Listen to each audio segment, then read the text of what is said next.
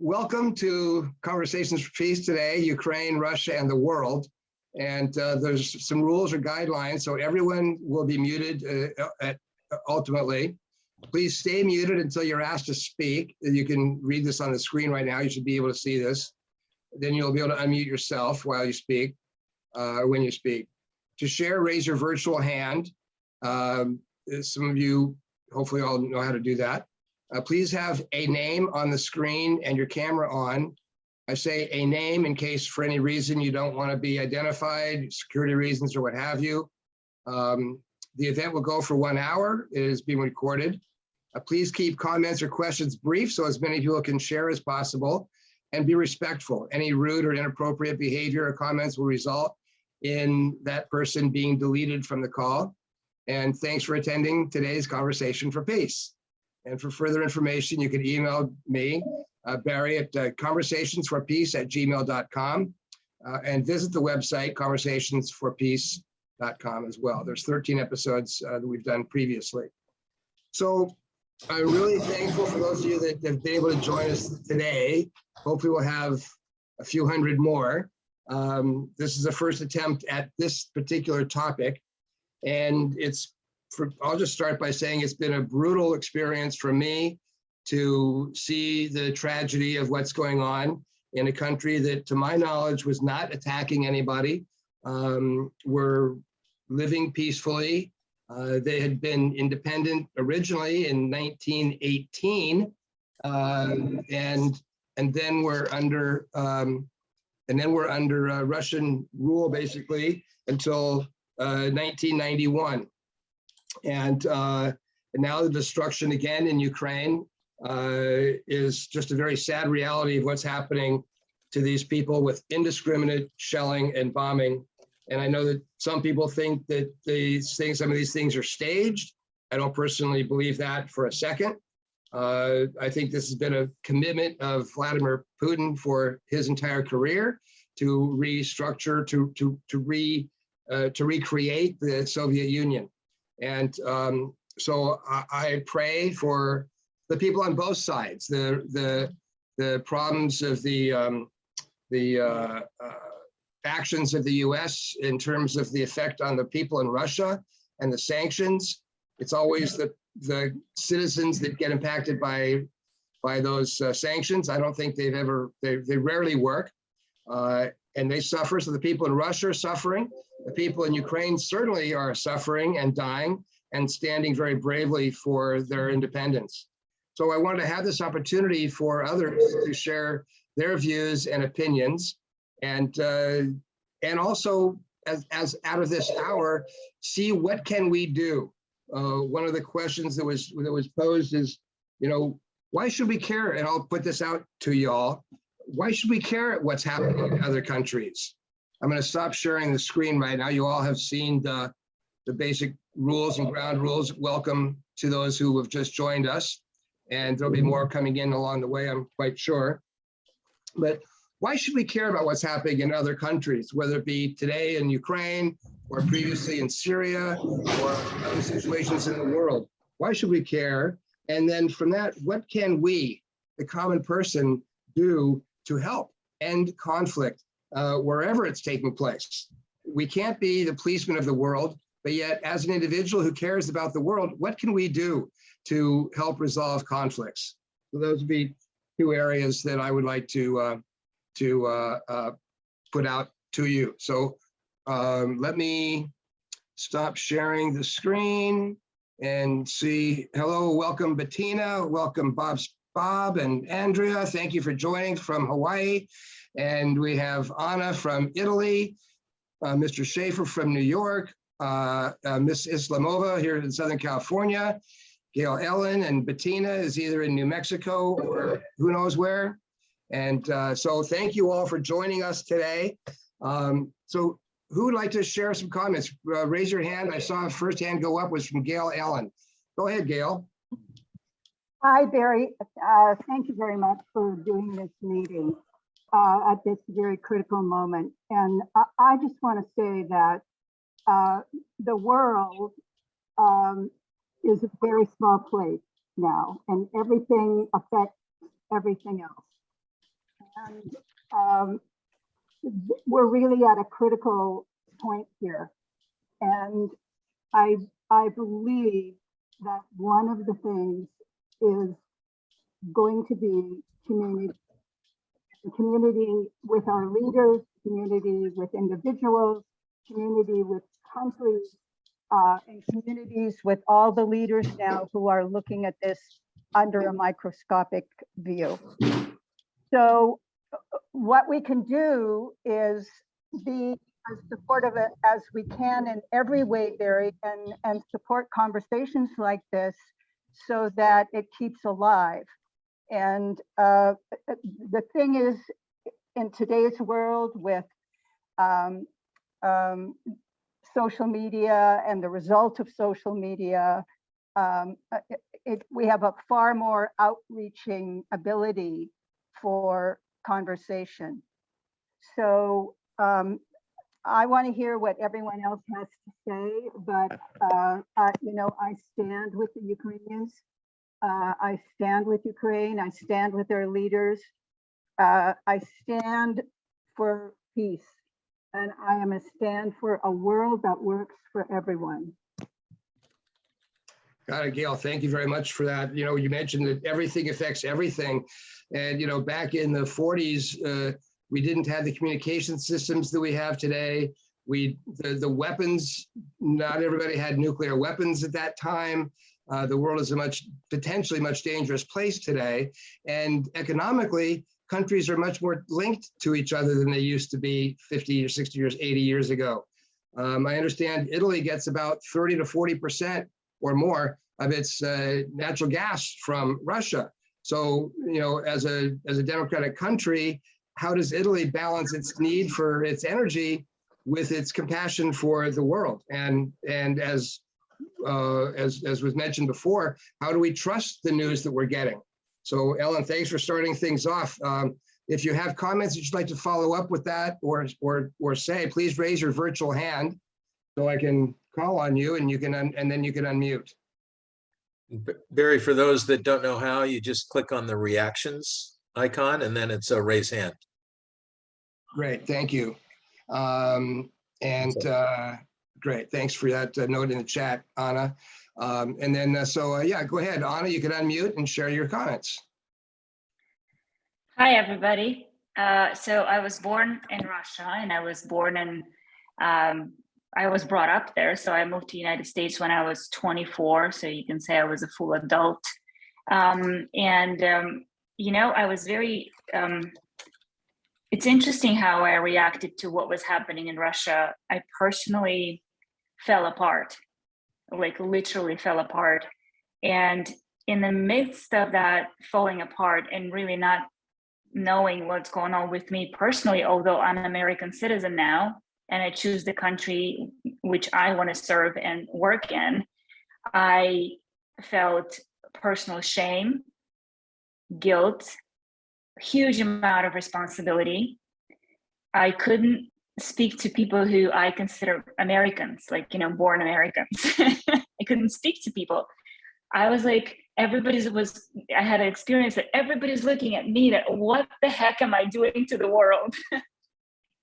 And, you know, I'm not sure who was speaking first. I think it was Gail. And she said, the world is a small place, but in the midst of this falling apart, I also was very present when something similar was happening to a different country. I didn't care that much. I wasn't connected to that level. And so I learned, and then I got upset about that. I'm like, oh my gosh, I'm so disconnected from the entire world. And how come I couldn't feel that the same thing when I was done to in Syria, or, you know, in Jerusalem, or whatever area in the world.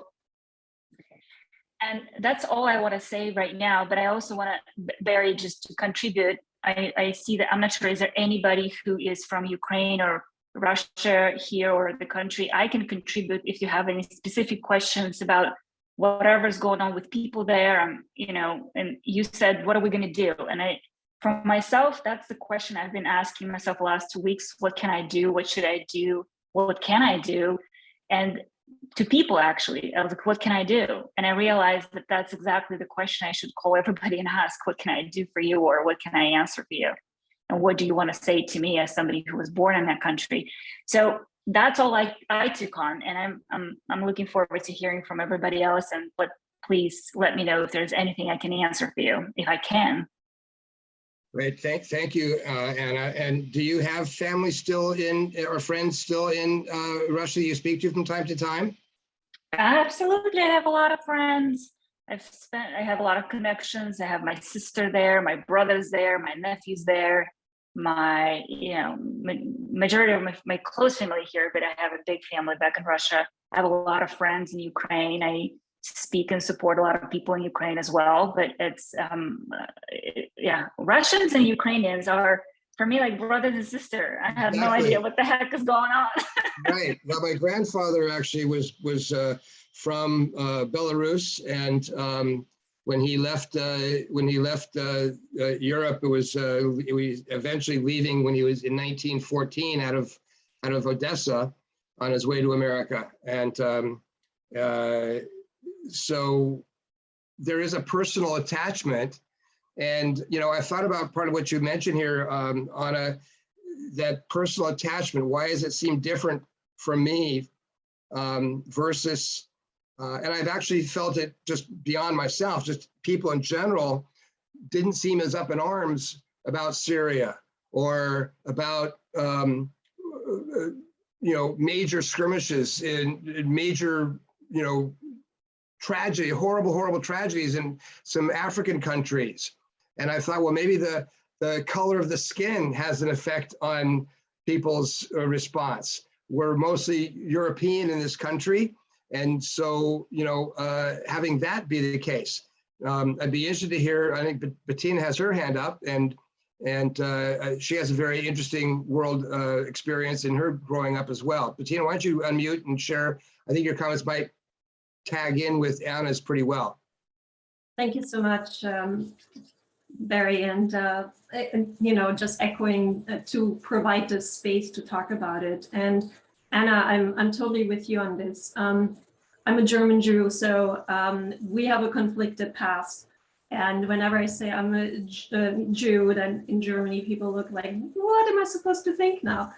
Here in the US, Jews say, oh my God, you're German. Ooh, like this incredible, I don't know, to first really have to live through something to put yourself into someone's shoes is so crucial. On the other hand, I think we're really in good company right here because we're all internationalists. We all think about the world as one, right? Like, how can we help one another?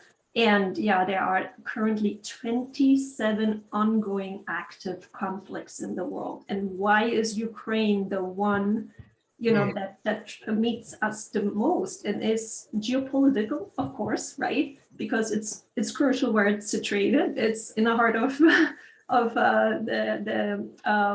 Europe, right? Secondly, our collective memory as Europeans, it's so fresh. What we have been going through, be it with Kosovo or not to name First and Second World War.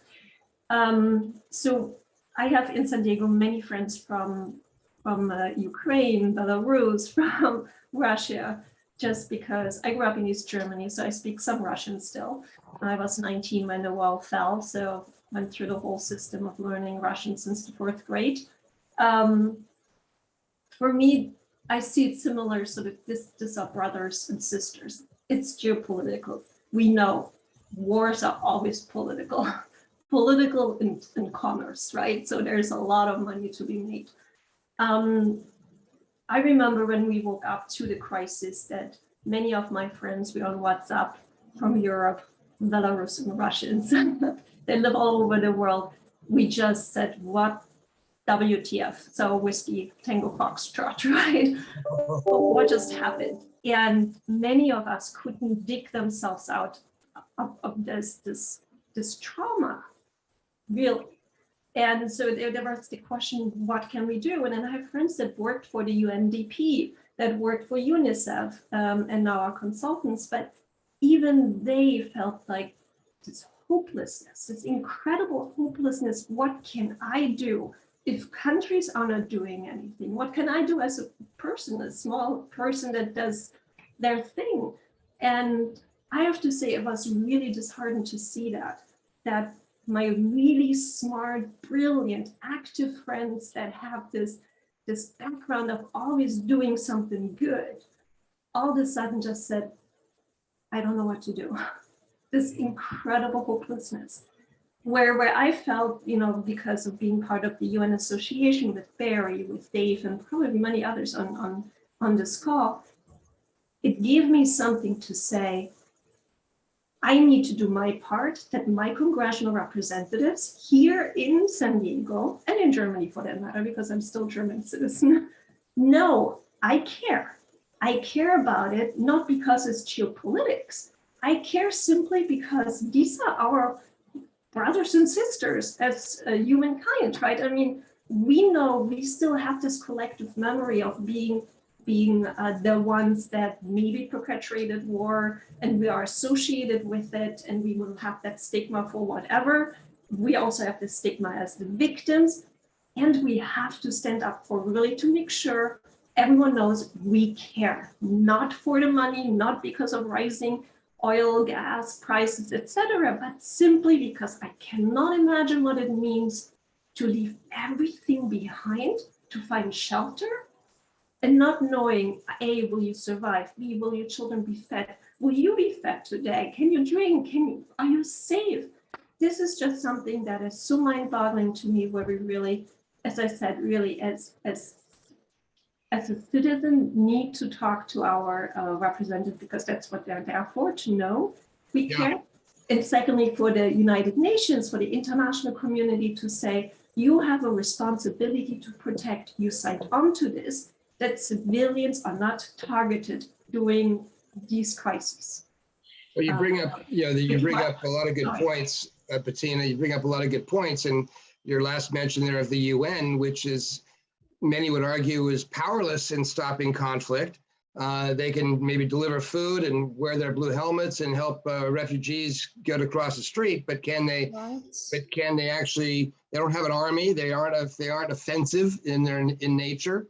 They aren't offensive. They don't have an army per se. Soldiers come from other countries. There's no U.S. Soldiers among the peacekeepers. So they save American lives by not having U.S. soldiers as peacekeepers. But nonetheless, I think your point about writing to our congressmen or our representatives, people think that that's a waste. And yet you and I know that they do get read. People in those offices are reading them. They make a difference, and it does have an impact. Gail, we'll go back to you in just a moment. But one of the biggest differences between this situation and those others in the other countries that we've talked about is a fear of escalating into a nuclear war. And of course, the feeling is that it's all or nothing. A nuclear war, if it starts, it's going to be the end of all of it. And there's hopefully enough realization of that on both sides or all sides to know that it's not going to benefit anyone going there. And so, paradise. Pardon, where is that? Now, actually, here in Italy, in our small community, we are collecting money and food and blankets, try to help the population. Trying to help people to, because it's winter over here and the situation is quite bad for them because it's really, really cold, and we collect, medicines or any stuff that can be used by the population who are in very desperate. We have seen, destroyed houses down in the streets, and we have seen people going through the boundaries to come in Europe, in our side, trying to help the women and kids. And so that's what we can do actually for our opinion, my opinion. The best we can do is to help people, right? To give to people what we can. And we are trying to collect as much as possible, and we are trying to send them all the help we can and pray. And that's all we can do, I think, at the moment. Well, Italy suffered very seriously during the entire pandemic, was hit very, very hard in the pandemic. And, you know, the world was hit very hard. And now to begin to come out of a pandemic and have this start, it's like, we're all exhausted. And Right. We are in depression, all of us. yeah, yeah. So thank you for what, you know, you're sharing about what's going on in Italy, Anna. Let's get a few comments before we go to Gail. Let's get a few comments from Andrea and Dave Rice, and then back to Ellen. Then get back to Gail. Go ahead, Andrea. Hi. First of all, I want to thank everyone for their honest and vulnerable talks and positions. I appreciate it very much. I think that, in my opinion, I'm a writer and I write about spiritual types of things, and I coach people on raising their vibration and raising their energy. And I think that what's happening now, this is a little bit different than what we're talking about, but is the butterfly effect, which is, they say if a butterfly loses its wing in one part of the world, we all feel it. And I know we've talked about it already, about how we're in a collective and how we're all together in this. And I think that the energy is affecting all of us.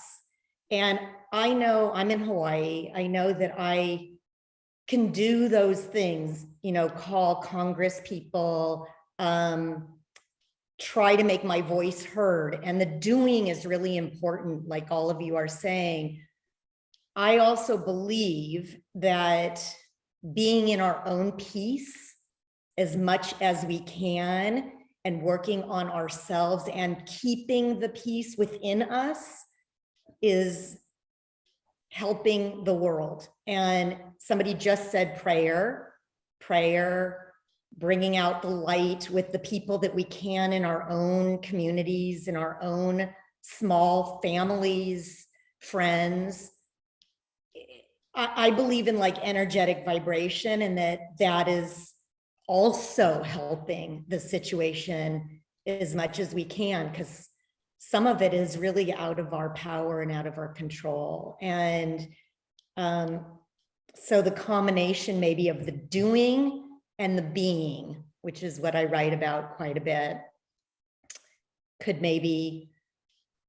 is what I could do myself. That's all I could say, is because I can't be there. I can give money, I could do things like that, but I can't be on the front lines, obviously. So that's all I wanted to say. And also one more thing, Barry, you talked about fear of nuclear. Of course, it is a horrible, scary, you know, situation, but we also have to, if we're in fear, that's also an energetic vibration that we're holding and carrying, and is actually detrimental to the situation. And it's like, you know, the bully beating us up, and what do? Right. And that's the bigger question. What do we do in the situation? Do we allow the bully to scare us and intimidate us and and that we're sitting in fear? Or do we stand up? Do we, you know, do something about that? And I know it's bigger than a bully. It's a word of power. But anyway, that's all I wanted to say. Thank you, Andrea. Thank you for joining from Hawaii. And there's a quote that I'm going to share at the end of this call from C.S. Lewis that he wrote in 1948 that happened to have been on the web today that I saw. And it's very poignant and speaks to what you're saying. You know, we live like tomorrow's guaranteed. We live like we have plenty of time, plenty of years. Oh, I can get to that someday, or I'll call that relative someday. I'll write that book someday. We live like there's a someday, and that someday is guaranteed. There is no guarantee. There never has been, and there never would be. anything can happen. Many people will die from traffic accidents or what have you. So the fear of nuclear is like, well, it's just another thing you could worry about if you want, but like you said, it doesn't do any good. You have to live our lives, and you're right. Peace starts here. I could talk all I want about peace in Israel or peace in Ukraine or peace in Africa or whatever, and then holler at my brother for something. And you know, how insane is that? So I appreciate what you're saying. And the possibility of being, of coming from and being at peace within ourselves, and our actions coming from that versus our actions coming from our view and reaction to circumstances out there in the world.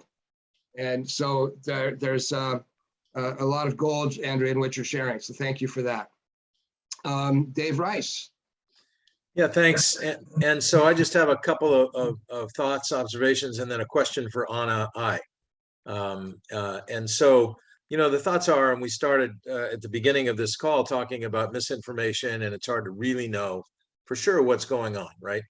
But from what it appears, it would seem like we still don't understand truly why Putin's doing this, you know, other than ego or things like that. You know, trying to reclaim the grandeur of the Soviet Union. And, you know, but to be willing to go to the extent of war crimes and killing civilians and all that, I mean, this is really unusual, right? And so there's that whole issue, and the issue of the misinformation among the Russian people, and especially the troops, that it appears, you know, they really did believe that this was not a war, that this was, you know, truly going after Nazis, that this was something that the Ukrainian people were going to welcome, et cetera, et cetera. This is what we've heard in reports.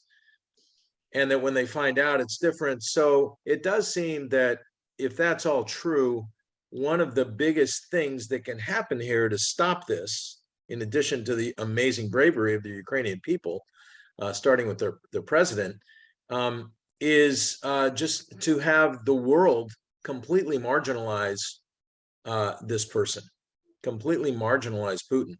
And then, you know, that brings up, well, how do you do that without marginalizing all Russians, right? And you know, which is an issue. But clearly the world, you know, the businesses and the economic global economy is really stepping up and saying, okay, you're out. We're not doing business with you. And it does feel like that kind of pressure that we can help exert any influence on those kinds of pressures to say, you know what, we're not doing business with anything associated here that is going to benefit you, because this is not okay. And you're violating all world norms. So, you know, you have to be out of it. So anyway, just some thoughts. I think that's a hopeful, potentially, sign of things to come for our future, because at the end of the day, as has been pointed out, this truly is at its core a issue among what's the state of democracy globally versus autocracies and dictators. You know, this is really what is, you know, they're going up against each other. And what's it going to take to enable human rights, enable democracies, enable people to have freedoms and not to have to suffer under dictators? So to that extent, my question for Anna I is this. I've been sort of told by some people, experts, whatever, professors, that, hey, one of the things we can do is try to reach out to the Russian people, any contacts that we would have or friends would have, et cetera, and try to help them really understand what's going on, because they don't know, and then they can continue the pressure internally. And my only question on that is it the case, though, that might put them in more jeopardy personally, because you know, they're arresting people right away who protest? Is there a way to kind of do that without exposing, you know, without almost, you know, to create almost an underground type thing where, you know, this can all boil up? Do you have any thoughts on that? I do. And again, right, it's a disclaimer. I'm not any kind of person in politics, and but I know my people.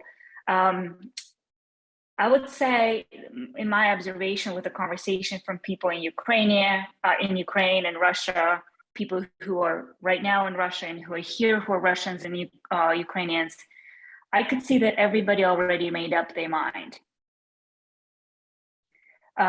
People who can you awaken, probably going to be very, very small majority, because right now it's all about being right. And so I think the biggest gift you can give them, which I am giving without not knowing how it's going to actually end, just listening, not agreeing, but listening and understanding the point of view that if I would believe what you believe, I would be doing exactly what you were doing, which is very, very hard, which is very, very hard. And I'm going to say it again, it's very, very hard. But it does something. At the end of the conversation, usually they relax. And I think the biggest problem right now, which you pointed to something, if I'm going to take it in the personal level for all of us, if your child kills another person, you're going to punish them for life. You're going to stop talking to them. Are you going to, maybe not if they saying, okay, I'm never going to do this again and I'm going to serve in prison, all of that. I look at it a little differently, maybe because it's personal to me. I actually have the opinion, it's my personal opinion again, that sanctions are only going to make it worse. In Russia, it's going to make it worse to do any influence on Russia or any Russian people. Because currently, if you think that Russia thinks that sanctions are because of Ukraine, they don't think that. They think the sanctions are because of UN, NATO, because of NATO and US, specifically US. And so it's even said, they even say it, and it's a conversation. it's actual conversation, people speaking. I would be very careful if, because of my personal experience in punishing someone who is, who lost the path. Well, like in most cases, the people in various countries can get along just fine. It's the governments and their own unique motivations that cause most of the problems on the planet. People can get along in most countries just fine. So I'm curious, and thank you for that response to Dave's comment and expressing how challenging it is. People's heels are dug in and they've made their minds up. And like this young lady I spoke to yesterday who lives here and whose parents are in Russia, and we almost got into a bit of an argument because she's convinced that what Russia's doing is in response to the rise of the Nazis in Ukraine. And that's what she's convinced is the case. And, there's people, look, there's 3% of Americans who don't believe that we landed on the moon. And 3% is not a small number when you think that's like 90,000 or what is it, 90,000 people. Or 900,000 people, whatever it is. It's a large number. It doesn't matter. It's 90,000 or 900,000. It's a large number of people that don't think we landed on the moon. And, so how do you convince people of these things? But I'd be interested to hear, I mentioned I would call on Gail after Dave has his question. And Andre, before we get to you, I want to know if Perry or Jolie or Miriam or Bob or Daniel have any particular comments they'd like to share as well. So Gail Allen, go ahead. Yes, I wanted to thank everyone for their comment. And Dave, I wanted to thank you very much. And I just want to say that this situation is very complicated. I work for an international law firm. We have offices all over the world: London, Beijing, Abu Dhabi, Moscow. We have had to close our Moscow office. It's a large office. We deal in a lot of different areas, both with the Russian government, with US companies doing business in Russia, et cetera, et cetera. This is a very complicated situation.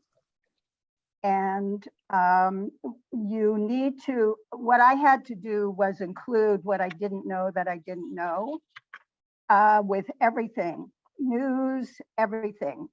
There's a lot that you don't know that you don't know. And also,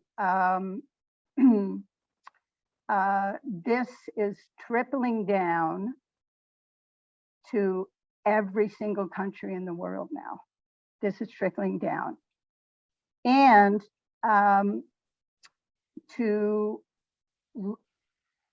I had to do, because I was crying for 3 days, I had to include what was going on. I couldn't resist it anymore. I had to include it. I had to include the good and the evil. And it gave me some way to hold it with no real evaluation, but at least some way to hold it. I could at least breathe, and I could stop getting so emotional about the possible consequence. And it looked like history is repeating itself when you look at Hitler, etc. And there is now the threat of this nuclear war. However, once I included all of it, there was a place to stand. But I do want to say, from a professional level and a business point of view, this is a very, very, very complicated situation. Yep. Yep. Thank you, Gail. All right. I see Andrea's hand. Go ahead, Andrea. You can unmute and share. And thank you again for all of you being here and the comments you're sharing. And I know that at least one of the people on this call had parents who came here after the Holocaust, survived the Holocaust. And you know, there's this whole thing in Ukraine brings up a whole lot of very personal emotions for people, that's for sure. Go ahead, Andrea. Yeah, I'm sorry, I didn't raise my hand. Oh, okay. So if somebody else would like to speak. All right, it. sure, go ahead. Let me just see before we go to Anna Islamova, if Daniel or Robert, any comments you'd like to share at this point? Or Miriam? You could unmute if you wanted to do that. We'll go to Hi. Anna Islamova. Okay, who was that? Oh, that was Miriam. That was Miriam. Hi. Go ahead for a minute, Miriam. Hi. I just wanted to say, you know, I don't know if you were referring to me, but it is applicable that it hits me hard, especially because my parents did, they were in the Holocaust, and I lost, you know, I've never met my grandparents, my aunts, my uncles, everybody was wiped out. And they're from Poland, but it's still just the fact of hearing stories growing up of, you know, how they survived and what, you know, I'm identifying what these Ukrainian people are going through because of that past experience of just hearing the horrors of just trying to survive and how the simplest things in life, you know, mean everything. It just eats away at my core thinking of these poor people. And it's just this helpless feeling of like, what can I do? And I remember my parents always saying, like, how could the world watch, you know, while all these dead bodies piled up and people were just being slaughtered? It's like, how does the world just stand by and let it happen? And now I feel like I'm on that end of it of like, we're all watching and what can we do? And I want to, you know, donate money or whatever I can donate, clothes, you know, supplies, but how do we know it's really getting to the right people? It's just the feeling of helplessness while the world is just watching this continue every day. And for them, probably every minute is torture, you know, and it's, you know, days are going by with talks and this and that, but in the meantime, people are just suffering so much. And what can we do? It's a feeling of helplessness. Yeah, well, I think we're there's things to do. They may seem like a drop in the bucket, and our own resignation and cynicism is certainly, runs rampant, that nothing makes a difference, that the world has more and more, autocrats than people living in democracies these days, or it seems that way, and their voices are very loud. It's easy to go down that dark hole. And the other day I was at the post office, and there was a woman that was a older Russian woman, looked like she could have been my grandmother with the scarf wrapped around her head and all, and sending 2 big bundles. They were not in boxes, but bundles of blankets that were all tied up and labeled and being sent to friends of hers or family. I don't know if it was in Ukraine or in Russia, but she was doing what she could. And that's all that could be expected, is to do what you can, whether it's a contribution of money to a reputable agency. I've had some concerns about the Airbnb idea. Are people posting bogus Airbnb places, or are those legitimate ways that you can get money to some people? I think on the most part, I think it's legitimate. And so there are things that we can do, and because you're right, it seems so helpless just to be standing by and seeing people that 2 weeks ago, 3 weeks ago had jobs and apartments and were living life, and now they're walking with 1 bag of clothes for days and days to someplace who knows where, and it's just shocking. So let's go to Anna and then to Bettina. Miriam, I loved your question. What can we do? And it's something that I've been thinking about and actually in action about. So I'll make it personal again, because I always like to make it personal rather than talk about something that is hypothetical. I thought about why I was so upset a lot. And I realized that why I was so upset was about what's going on with people in Ukraine. But if I be honest with you, I'll tell you that I was upset that now my country, Russia, is going to be seen as somebody like evil, more than actually what's going on with people in Ukraine. And I was concerned about it because not about specifically looking good, but there is impact on entire humanity if we split up and separate one country from another and separate Ukraine from Russia, maybe as countries, but not as the people who speak. They speak the same language. And right now in Ukraine, they also have a Ukraine language, which is beautiful. And we can understand each other, even if they speak the language. That's the beauty of it. So for myself, I created action around, I'm going to be the person who was born in Russia and who's going to continue speaking peace between those countries, regardless of what's going on. And I'm going to include Russia and Ukraine in one conversation as not the people and the countries that are at war, but as people who can support each other. And to be honest, probably not going to happen for life. Probably my kid's going to have impact of what's happening today. But I've decided every time I share about Ukraine, I'm going to share about Russia too. Every time I share about Russia, I'm going to share about Ukraine. And I'm going to bring those two flags together inside of not only conversations, but connecting Russian people from Ukraine, helping people to donate there, and actually mixing. And it's the whole world open up and inside of that action. And really quick, just to finish that thought, my kids are born in America, but we were so proud to be Russians that we actually taught them to say, I'm Russian, and in no language, and they have Russians names like Ivan and Alena, Russian names. And they go to school when the war started, and people come to them and say, so you're Russian, right? So you're responsible for the war. And it's happening with my kids now. And we tell them, listen, it's not a big deal for you. We'll deal with that. But you need to understand that the people of color, or people of, of different religion or different orientations, they experience it every day. So suck it up kind of thing, right? But we still addressed it and talked about it.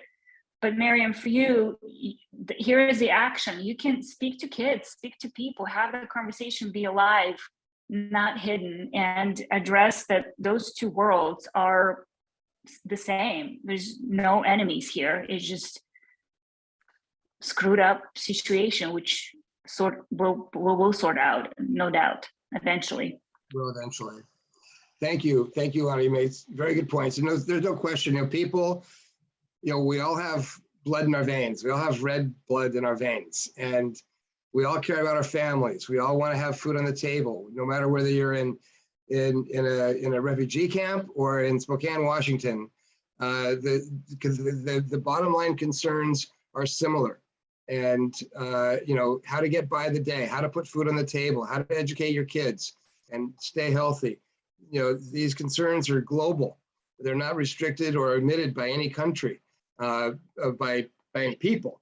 But like as I said before, our countries or our politics or our politicians get in the way of that global possibility of a world that works for everyone being realized. Now, I may be naive or smoking something weird, which is possible, but the point is that people could say humans are violent people. There's always been wars. People will say things like that. I don't care. That may be true in the past. That doesn't mean it has to be that way going forward, in my opinion. It's possible for the world to work for everyone and for people to be appreciated and respected. And so I will continue to stand for that in the face, oftentimes, of no agreement. But that's how it goes. I'm not Gandhi, but Gandhi had no agreement. Martin Luther King had no agreement for many, many years. And, so that's my stand. And yet I'm a human being too. I get angry. I had a relationship that was going on in December that ended because I got mad and raised my voice in an argument with my girlfriend. And, what an idiot I was to be putting so much emphasis on a stupid thing. It's always a stupid matter. And so, we live in a time where the possibility of possibility exists, and we have a choice. Do you want to follow a path of possibility, or do you want to continue on a path of frustration, resistance, anger, and hatred? And I would prefer the former rather than the latter. So on that note, I'm going to shift, welcome Diana Hira, and welcome. And let's see, I thought I saw a hand up a moment ago. Yeah, Bettina, go ahead. Thank you, Barry. To the point of we advanced, right? I totally agree with you that we should be at this point in history where we can resolve disputes differently, be it with video games or whatever. I don't know. I don't want to be Elon Musk that got into trouble with his Twitter, but with his tweet. I see that shows you how old I am. Twitter tweet. It's just more really, we evolved so much that this should be a no-brainer, that we're not gonna kill innocent people for a gain or for something that is historic that we feel like it needs to be addressed. Speaking for, I'm working for an international development humanitarian assistance organization, and we do have people on the ground, over 50 employees in Ukraine on the projects that we're working. And we're in 35 other countries, but that's really right now our focus particularly. And I do agree with Anna, the most important thing is really listening to what's going on, not offering any advice or support. I mean, support, yes, but not any advice sorts. Just really listening is incredible. And for me, it brings really back home really the other 26 conflicts that are going on. These are the faces I see now, while at the same time there's 26 other really big conflicts that we cannot forget, as we said, to speak out on it, that we keep it front and center, that there are other people still in this world that too are in conflict, Syria, Yemen, you call it, right? I mean, and at the same time really extend our help as much as we can. Now that was a question, what can we do? I know Barry mentioned that there are packages being put together by personal or private people. Organizations do that as well. Germany, I know, is front and center as well with helping out. Just a shout out to my country. On the other hand, there's also, as we talked with, we're once a week, we're really online with our colleagues in the Ukraine, the Doctors Without Borders, very much so supporting. Please support them if you think about financial support, as they're really helping left and right. And the UN, although we talked about it, UN doesn't have any agency in terms of bringing in soldiers, but there's the UN crisis relief. And so that is UNICEF, that's the World Food Program that brings in food, etc., and other help. If you want to help there are really means to support financially, and you do not have to question whether or not this is going into the wrong hands. So if there's anything, I can put it into the chat here, but I really want to underline. Oh, another thing that we can do, and that I'm speaking to our female leadership here and the future, bring women into politics. Women in politics will for sure feel the pain of sending people into wars. We will not send people into wars because these are our children. Women give birth to the world because we are the ones that give birth to the population. So hence we would not jeopardize it, at least not in the spectrum as we have experienced. So let's make sure that we're supporting female leadership within companies, within our politics, and just also, as Anna said, educate your children about it. Make sure that we keep it front and center about historic clearness, what's right, what is true, and really keep solidarity between all of us. Thank you.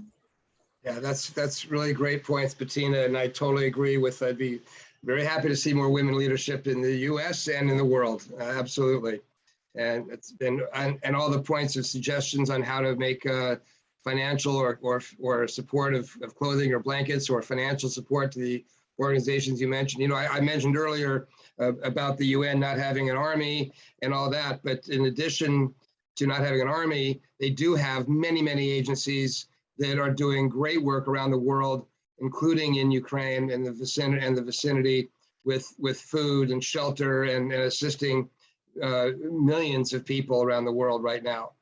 There's the largest, prior to this, we had the largest number of refugees in history on the planet, and we have millions more, unfortunately, now. So those suggestions are great, Bettina. Thanks very much for all of that. I'm going to ask if anybody has a burning comment. I appreciate you all being here. And then I'm going to, I was going to ask, if you are involved, I know that many of you, Bettina and others, are involved with some organizations. I'm involved with the United Nations Association. If any of you have, this is the month of honoring women. Basically, the month of empowerment for women is this month. And some of you have organizations where there may be some events that are going on that pertain to women in leadership, empowering women or women as it correlates to the fulfillment of the Sustainable Development Goals. And peace on the planet is one of those goals. I think it's number 16, peace and safe communities. So don't hesitate to reach out to your local UN association. It's not part of the UN. It's always been separate, founded by Eleanor Roosevelt when the UN was created. But it does work to educate and advocate on behalf of the work of the UN, human rights, clean environment, etc. I want to thank all of you for being here today and the comments that you've shared. We hopefully this war will come to a close quickly, and we may do another one of these next week or the week after. But I really want to thank you all. And I want to conclude. Actually, Gail, do you have your hand up to make a brief comment? I do. I just want to say, Barry, spasiba and do svidaniya. Thank you. Grazie I mille. love you. This is awesome. Thank you very, very much. Very well said. Let me share in closing some comments that I shared, that I said I would share earlier from C.S. Lewis, who was an author and professor in the 40s. He actually passed away on the day of John Kennedy's assassination. He passed away November 22nd, 1963. His comments are very relevant today, especially when we look at nuclear threats. In one way, we think a great deal too much about the atomic bomb. How are we to live in an atomic age? I'm tempted to reply, why?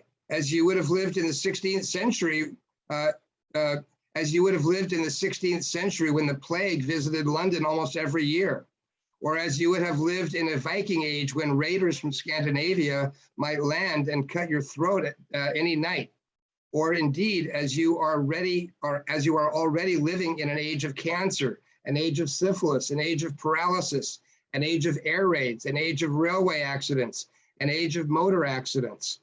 In other words, do not let us begin by exaggerating the novelty of our situation. Believe me, dear sir or madam, you and all whom you love were already sentenced to death before the atomic bomb was invented, and quite a high percentage of us were going to die in unpleasant ways. We had indeed one very great advantage over our ancestors, anesthetics, but we have that still. It is perfectly ridiculous to go about whimpering and drawing long faces because the scientists have added one more chance of painful and premature death to a world which already bristled with such chances, and in which death itself was not a chance at all, but a certainty. This is the first point to be made. And the first action to be taken is to pull ourselves together. If we are all going to be destroyed by an atomic bomb, let that bomb, when it comes, find us doing sensible and human things, praying, working, teaching, reading, listening to music, bathing the children, playing tennis, chatting to our friends over a beer and a game of darts, not huddled together like frightened sheep and thinking about bombs. They may break our bodies, a microbe can do that, but they need not dominate our minds. So on that note, I want to thank all of you for participating today, and if you have any questions or comments, if you'd like to be sure to be emailed about the next such conversation for peace, or you have a particular event that you want others to know about that I could perhaps publicize for you, please put that message in the chat. We'll save the chat after this call. And again, there was a message when I attended something in Hawaii many years ago called the harmonic convergence. And there was at the morning yoga prayer service was like a marker. One side was in Hawaiian, the other side was the words in English. And the words were, Aloha keakua, may peace prevail on earth. So thank you all for being with us today, and God bless you all, and God bless the people of the world. Perfect. Thank you. Thanks, everybody.